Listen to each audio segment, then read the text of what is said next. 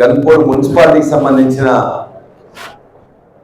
మన రజతోత్సవ సభకి ఏ విధంగా పోరాడే దాంట్లో చక్కటి ప్రణాళిక చేసుకొని క్లస్టర్ల వారీగా మొత్తం సిద్ధపడి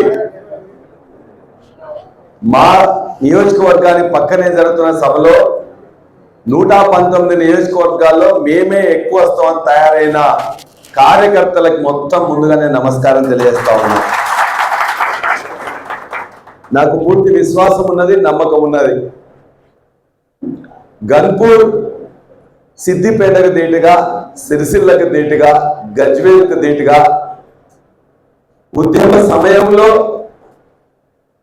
ఇక్కడి నుంచి వెళ్ళి అక్కడ అగ్గి ఉడితే ఆ అగ్గి రవ్వ ఇక్కడ పడితే వాళ్ళకంటే ఎక్కువ వెలుగు వెలిగింది, ఉద్యమం వెలుగు వెలిగింది.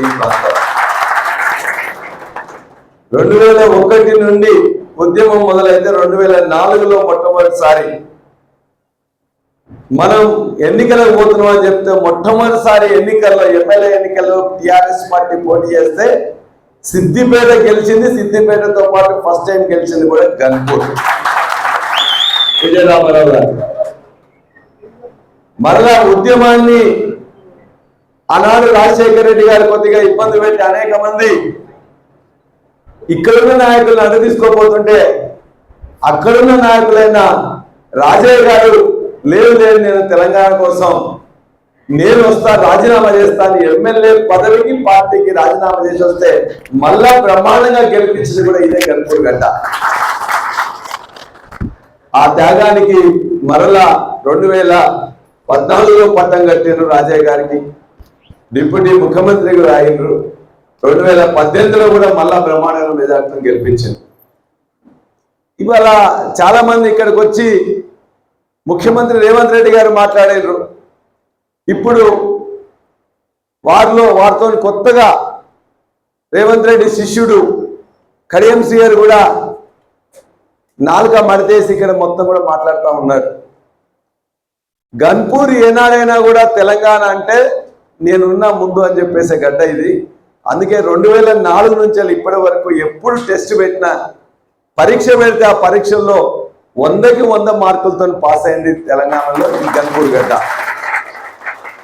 నిన్న జరిగిన 2023లో 12 నియోజకవర్గాల్లో 10 నియోజకవర్గాలు పోతే నేను మాత్రం కేసీఆర్కి అండగా ఉంటా, తెలంగాణకు అండగా ఉంటా అని చెప్పింది కూడా మళ్ళీ తెలంగాణలో గన్పూర్ గడ్డ. కాబట్టి ఎప్పుడు కానీ మొట్టమొదటిసారి 2004 అయినా, రెండోసారి పరీక్షా సమయం 2012 అయినా, మూడోసారి పరీక్ష సమయం 2023 అయినా తెలంగాణ పార్టీకి కేసీఆర్కి అండగా ఉన్నది గన్పూర్ అనేది ఇక్కడ ఉన్న అందరికీ తెలుసు. నేను చెప్తానో ఇంకోరు చెప్తానో అబద్ధాలు చెప్తానో కాదు. రాజయ్య గారు ఏం చేసిండ్రు, రాజయ్య గారి అభివృద్ధి ఏం చేసిండ్రు, చేయలేదని చెప్పేసి ఇక్కడ ఉన్న గ్రామాల ప్రజలందరికీ తెలుసు. ఈ 20 సంవత్సరంలో వాళ్ళ పొలాలకు నీళ్లు వచ్చినాయా లేదా, 2 పంటలు పండుతుందా లేదా, ఇక్కడ ఉన్న రోడ్లలో బ్రహ్మాండంగా పక్క ఉన్న రోడ్ల కంటే ఇక్కడ ఉన్న రోడ్లు బాగున్నాయా లేదా, ఈ రాష్ట్రంలో ఉండే స్కూల్స్ కానీ అన్ని మిగతా మండలాల కంటే మిగతా నియోజకవర్గాల కంటే ఎక్కువ ఉన్నాయా లేదా అనేది ప్రజల అనుభవంలో ఉన్నది. గన్పూర్కి వాళ్ళు ఇంకా చేస్తుంది. గన్పూర్కి నేను ఏదో చేసిన చెప్తున్నా. నేను అడుగుతున్నా, పార్టీ వస్తానంటే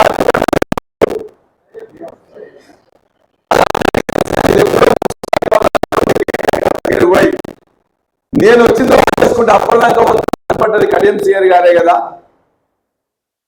గన్పూర్కి 100 బెడ్ల హాస్పిటల్ కావాలని చెప్పేసి అంటే కేసీఆర్ గారు ఒక మాట చెప్పారు, మీకు 2000 బెడ్ల హాస్పిటల్ పక్కనే వస్తున్నది డాక్టర్ గారు, మీకు తెలుసు కదా, ఇక్కడ 100 బెడ్ల ఎందుకు, 13 15 ఉన్నది కదా, 30 ఉన్నది, దాన్నే చేసుకుందాం అంటే లేదు సార్ నియోజకవర్గానికి మీరు 100 ఇస్తా అని చెప్పిండ్రు, మీరు ఏమన్నా చేయండి, మాకు మాత్రం ఖచ్చితంగా కావాలని చెప్పేసి ఆ రోజు పట్టుబడితే 100 బెడ్ల హాస్పిటల్కి జీవో ఇచ్చి ఇనాగ్రేషన్ కోసం పెడితే హరీష్ రావు గారి దగ్గర పోయి ఆపింది కడియం శ్రీగారు కాదా అని నేను అడుగుతున్నా.